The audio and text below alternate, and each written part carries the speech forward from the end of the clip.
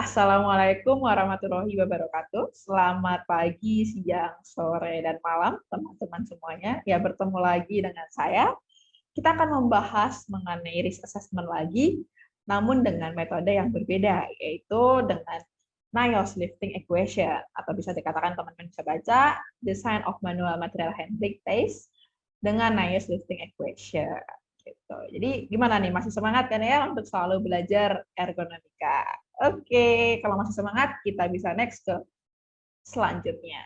Nah, apa itu NIOSH lifting equation? Merupakan suatu metode untuk menilai postur kerja manusia pada saat melakukan aktivitas, seperti memegang, memindahkan objek, mendorong, dan lain-lain. Hasil penilaian dengan metode ini dapat menunjukkan apakah posisi tersebut dapat menimbulkan risiko cedera tulang belakang atau tidak. Seperti itu. Jadi fokusnya teman-teman, kita melakukan assessment untuk melihat nih, apakah ada sih risiko terhadap cedera tulang belakang. Gitu ya. Gimana cara kita melakukan analisis atau melakukan assessment? Mari kita lihat nanti. Oke, nah di sini tuh metode NIOSH gitu ya, itu ada dua komponen. Nah, ini nih. Jadi katakan di recommended weight limit RWL sama lifting index. Oke.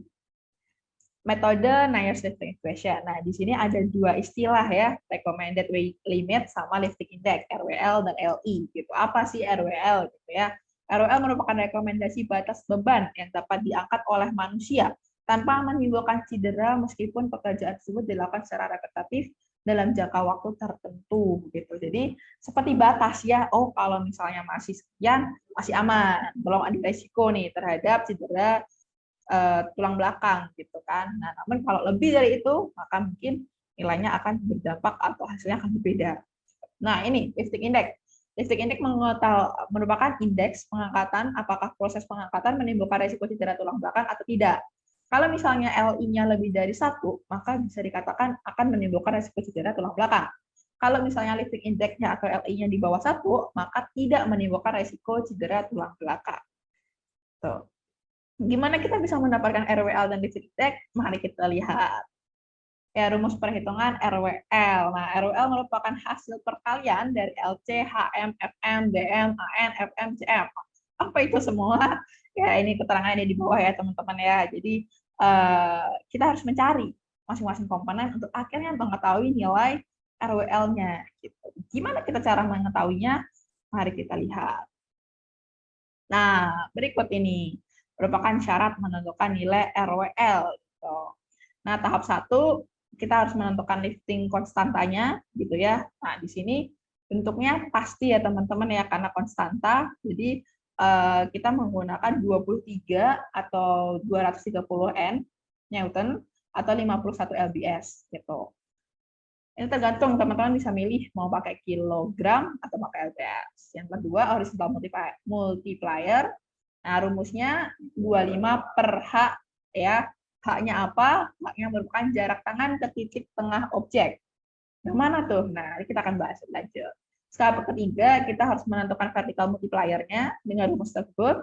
Tahap 4, tahap 5, tahap 6, dan tahap 7. Nah, untuk tahap 6 dan tahap 7, kita nggak perlu menghitung, tapi kita harus melihat dari tabel.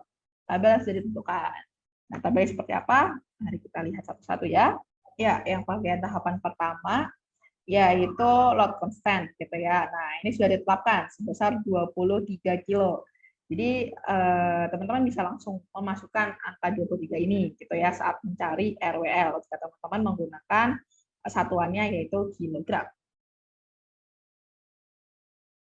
Oke, selanjutnya yaitu horizontal multiplier. Ya, kekuatan kompresi disk meningkat seiring dengan meningkatnya jarak horizontal antara beban dan tulang belakang. Nah, horizontal location adalah jarak horizontal antara tangan yang membawa beban dengan titik tengah di antara pergelangan kaki. Nah, teman-teman mungkin bisa melihat ya atau memperhatikan ilustrasi yang ada di sini. Ya, ilustrasi ini boleh, ilustrasi garis ini juga boleh. Yang mana sih horizontal location? Horizontal location kita ambil dulu nih dari garis vertikal ya. Nah, dengan jaraknya dengan titik beban benda di sini. Oke, mungkin aku bisa pakai. Ya, ini. Jadi kita bisa pakai vertikal dulu gitu. Nah, terus kita lihat juga di bagian titik tengahnya dari benda ini yang mana. Nah, itu merupakan nilai dari H atau horizontal. Nah, setelah kita tahu H, kita dapat mengukur nih HM atau horizontal multiplier-nya dengan rumus sebagai berikut.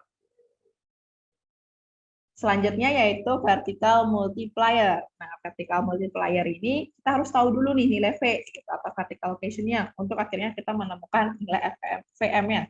Nah, nilai V ini merupakan ketinggian tangan di atas lantai, diukur dari lantai hingga midpoint genggaman tangan. Sebenarnya sama horizontal tadi, tapi ini kita vertikal gitu ya. Nah, kita bisa lihat titik nolnya nih dari sumbu X ya, teman-teman ya. Kita tarik sampai titik tengahnya dari benda itu sendiri. Gitu. Nah, teman-teman bisa melihat dari ilustrasi ini ataupun ilustrasi di atas ini. Nah, caranya gimana untuk tahu apa VM-nya? Nah, teman-teman bisa menggunakan rumus ini ya. 1 dikurangi 0,003 dari hasilnya ini, V kurangi 75. Nah, di sini teman-teman, di sini ada tanda ya. Nah, maka apapun hasilnya, apapun hasil selisihnya, ini nilainya absolut. Harus nilainya positif. Seperti itu. Nah, ini ada distance multiplier. Kita harus tahu juga nilai D-nya. Nah, nilai D ini apa? Nilai D ini merupakan nilai vertical travel distance gitu. Jarak vertikal yang ditempuh tangan pada postur origin dan postur destination. Nah, ini yang mana gitu kan? Nah, ini teman-teman bisa memperhatikan dari ilustrasi ini ataupun bisa dilihat dari ilustrasi yang atas ini. Gitu. Nah, teman-teman udah tahu nilai D gitu ya. Oh ya nih, nilai D juga dapat dicari dengan mengurangi ya dari V origin dan V destination seperti itu. Nah, kalau teman-teman udah tahu nilai D-nya, teman-teman bisa masukin nilai D ke dalam rumus itu. Ya, lanjutnya asymmetric multiplier. Ya, ini merupakan salah satu indikator juga ya untuk menentukan IOS-nya atau menentukan nilai RWL. Kita bisa mencari AM saat kita sudah menemukan A. Gitu. A merupakan apa? Ukuran dalam bentuk derajat. Gitu. Nah, nih teman-teman bisa melihat ilustrasi dari ini ya, seberapa jauh gitu ya derajat atau twisting gitu ya. Gimana sih ini miring gitu ya? Gimana bergeser ke kanan atau bergeser ke kiri? Sudutnya berapa? Seperti itu. Kalau teman-teman udah tahu nilai A-nya, teman-teman bisa mencari nilai AM-nya dengan rumus berikut. Nah, selanjutnya kita melihat dari nilai FM. Nah, begini FM ya. Nah, nilai FM merupakan nilai yang didefinisikan oleh frekuensi pengangkatan tiap menit, durasi pekerjaan, dan tinggi vertikal pengangkatan dari lantai. Seperti itu. Ini durasinya ya, teman-teman ya. Nah, nanti mungkin di soal akan diketahui gitu nilai frekuensi lift per min ya per menit ya. Nah, ini teman-teman pasti biasanya sudah diketahui di dalam soal. Nah, teman-teman memperhatikan juga work duration-nya gitu. Misalnya kurang dari 1 jam, kurang dari 2 jam, atau kurang dari 8 jam. Nah, teman-teman juga di sini memerlukan indikator nilai V-nya. Kalau nilai V-nya kurang dari 75 dan nilai V-nya lebih dari 75. Nah, nanti dari hasil 3 data tadi, oleh teman-teman ketahui, teman-teman bisa mencari nilai dari FM-nya dari tabel berikut. Oke, selanjutnya kita coupling multiplier. Nah, coupling multiplier ini kita melihat tingkat kemudahan untuk menggenggam dan mengangkat beban. Nah, teman-teman bisa menyaksikan ya dari ilustrasi di kanan berikut gitu. Kira-kira kalau good yang seperti apa, fair seperti apa, poor seperti apa gitu. Kalau good ini kontainer memiliki desain yang optimal, misalnya berbentuk kotak dan dapat memiliki pegangan yang membantu menggenggam atau mengangkat benda tersebut. Jadi bagian tangannya nyaman banget nih untuk memegang suatu benda. Kalau fair itu tidak memiliki pegangan, tapi tidak sulit juga untuk digenggam atau diangkat. Nah, untuk poor mungkin sulit menggenggam atau mengangkat karena kontainer dengan desain yang kurang optimal atau bentuknya tidak beraturan. Nah, seperti karung ini ya, teman-teman bisa melihat atau membandingkan, oh yang mana nih yang good, yang mana nih yang fair, yang mana nih yang poor. Gitu. Ya, berikut merupakan decision tree for coupling quality. Nah, teman-teman juga bisa menggunakan ini untuk membantu teman-teman dalam menentukan apakah coupling karakteristiknya ini atau coupling quality-nya ini masuk dalam poor, fair, atau good. Gitu. Nah, ini kita bisa mengkaji nih dari kontainernya atau dari loose object-nya. Nah, ini teman-teman bisa sesuaiin dulu ya apakah optimal atau enggak. Nah, nanti teman-teman tinggal mengurutkan dari alur yang ada di sini. Nah, setelah teman-teman udah tahu nilainya good, fair, atau poor dalam bentuk kualitatif kan, nah kita kan perlu mengkalikannya dengan komponen-komponen lainnya. Nah, maka teman-teman bisa menggunakan tabel ini. Kita juga memerlukan pertimbangan nilai V ya, atau nilai V, apakah kurang dari 75 cm atau lebih dari 75 cm untuk menentukan poinnya. Gitu. Misalnya good dan V-nya kurang dari 75, maka poinnya adalah 1. Seperti itu. Oke, setelah kita tahu nilai RWL-nya ya teman-teman, gitu, kita perlu mencari juga lifting index-nya, gitu kan, untuk menentukan apakah ini memiliki resiko terhadap cedera tulang belakang atau enggak, gitu. Gimana sih rumus LI-nya? Nah, di sini teman-teman bisa lihat ya, LI didapatkan dari load dibagi dengan nilai RWL-nya. Nah, load-nya ini apa? Di sini load-nya sudah diketahui teman-teman di soal seberat apa.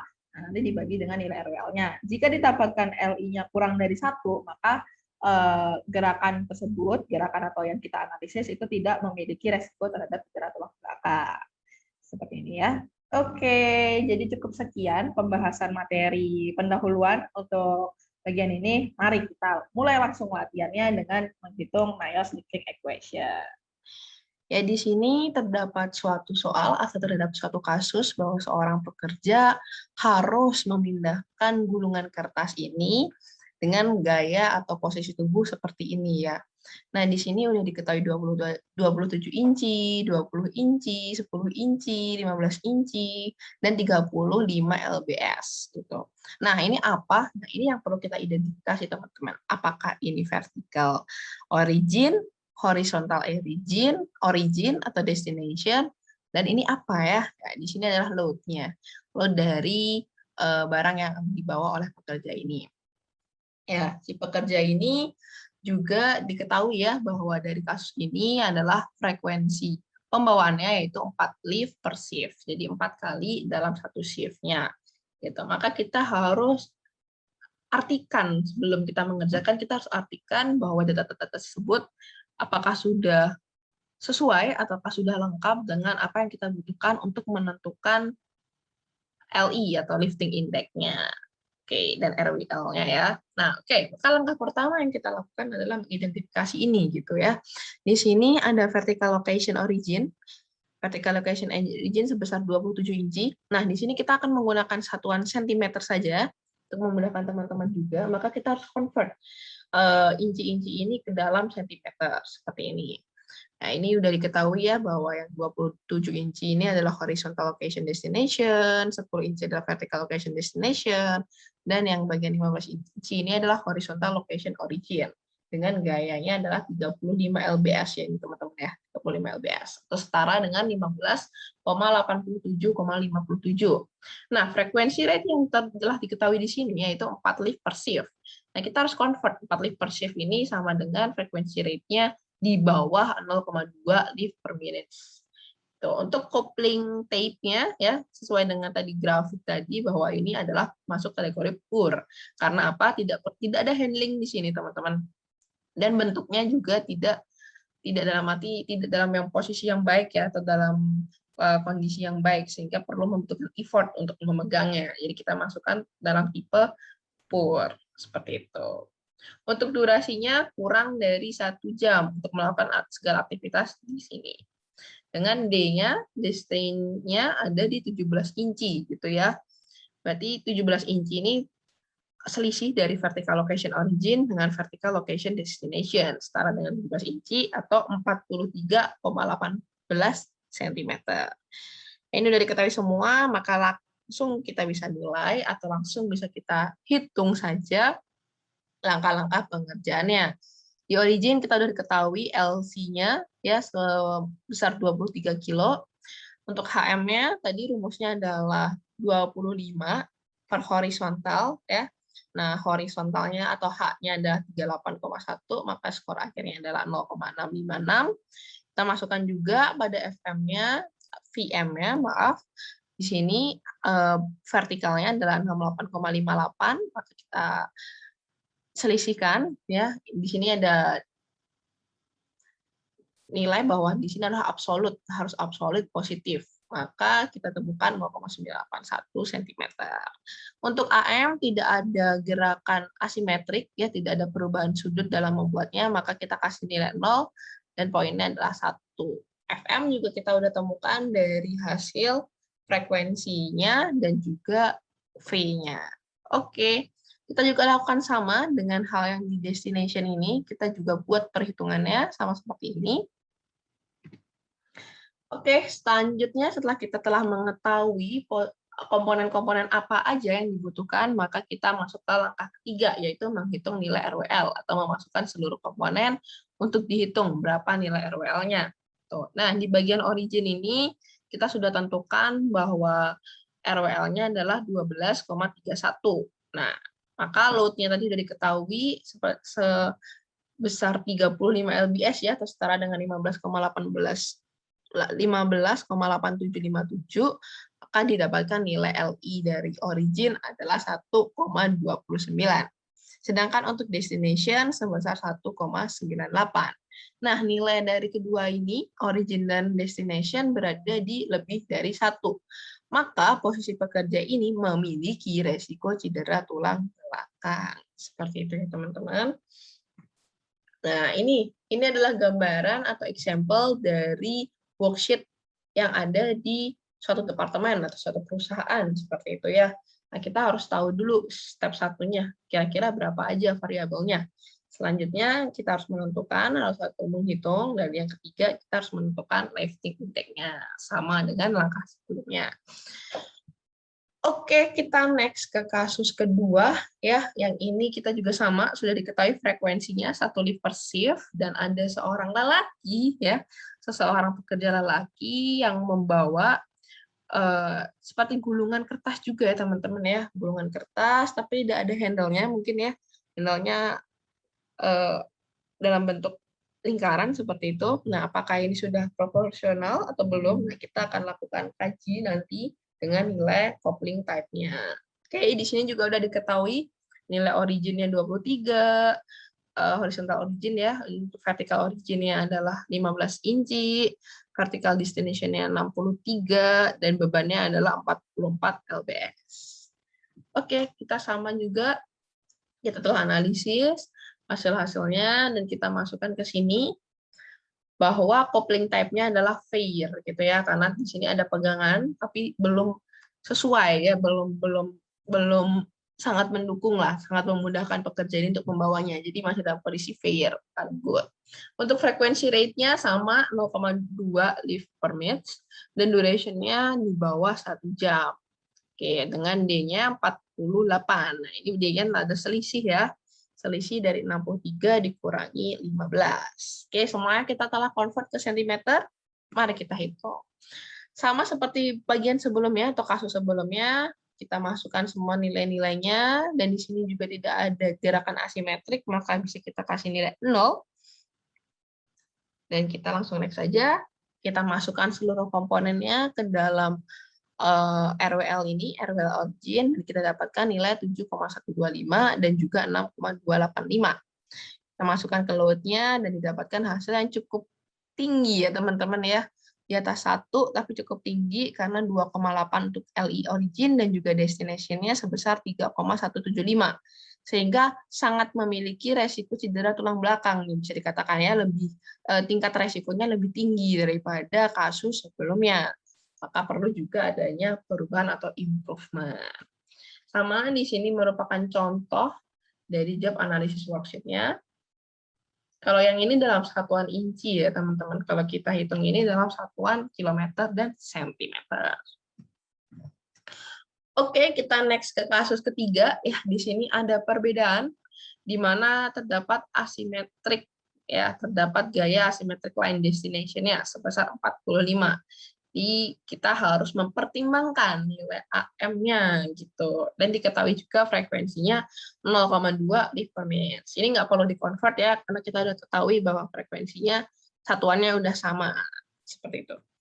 Oke, sama. Tahapan pertama kita harus mengidentifikasi dulu kira-kira apakah komponen-komponen yang sudah diketahui di sini sudah sesuai dan memenuhi untuk kita menghitung RWL-nya. Nah, di sini horizontal location, origin, dan destination sudah diketahui di soal. Gitu. Ya, ini sudah diketahui semua ya di soal ya. Seperti itu ya. Jadi ini poin-poinnya H, F, A-nya 45 derajat ya. Kita lainnya di sini 45 derajat dan durasinya kurang dari 1. Untuk tipe pegangan atau coupling type termasuk dalam kategori fair, karena juga posisinya belum sesuai ya teman-teman ya dalam memegang itu ya, belum sesuai sehingga kita masukkan dalam kategori fair. Oke, selanjutnya masih sama dengan langkah kedua, yaitu kita menentukan nilai origin dan destination-nya. Seperti ini.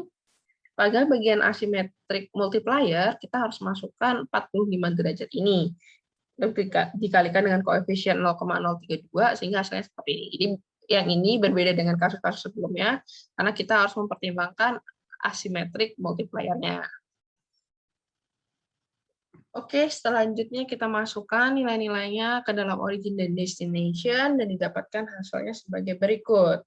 Bahwa nilai LI dari origin sebesar 2,2 dan nilai destination lebih rendah ya, dengan 1,089. Namun kedua ini masih juga lebih dari 1, sehingga masih memiliki resiko cedera tulang belakang. Ini berikut merupakan contoh gambarannya atau contoh perhitungannya dalam satuan inci. Oke, kita ke kasus keempat ya. Ini ada seorang pekerja juga yang membawa kotak. Jadi dia membawa kotak dari bawah, dari sini ya. Dari sini dia angkat ke atas seperti ini. Ya, dia lakukan ini. Frekuensinya adalah 3 menit untuk 3 kali per menit untuk 45 menit. Nah, jadi ini adalah durasinya 45 menit dan frekuensinya dilakukan 3 kali per menit. Langkah pertama masih sama, kita lakukan justifikasi ya. Untuk 20 inci ini merupakan horizontal location destination. Ini merupakan 10 inci merupakan horizontal location origin, vertical location origin, dan vertical location destination, dan juga gayanya adalah sebesar 26 lbs, setara dengan 11,7934 kilo. Ya, di sini juga teman-teman kita udah justifikasikan ya nilai origin dan juga nilai destination-nya dengan durasinya 45 menit atau 0,75 jam. Masih sama, kita masukin ke sini, kita buat perhitungannya untuk segala komponen yang dibutuhkan di RWL. Dan langkah ketiganya, kita masukkan semua pengalian di langkah ketiga, di origin dan destination-nya. Dan ditemukan bahwa nilai origin yaitu 0,77 dan nilai destination 1,77. Nah, pada bagian destination, nilai LI masih di atas 1, maka masih memiliki resiko terhadap cedera tulang belakang atas gerakan tersebut. Meskipun nilai originnya adalah 0,77, maka pada bagian ini bisa dilakukan improvement kembali. Berikut merupakan contoh gambaran di worksheet-nya, ya, di template worksheet-nya dalam satuan inci. Berikut merupakan sumber-sumber yang dimasukkan atau sebagai sumber referensi dalam video ini. Demikian video tutorial pembuatan atau NIOSH Lifting Equation Assessment. Semoga membantu pemahaman teman-teman dan terima kasih. Wassalamualaikum warahmatullahi wabarakatuh.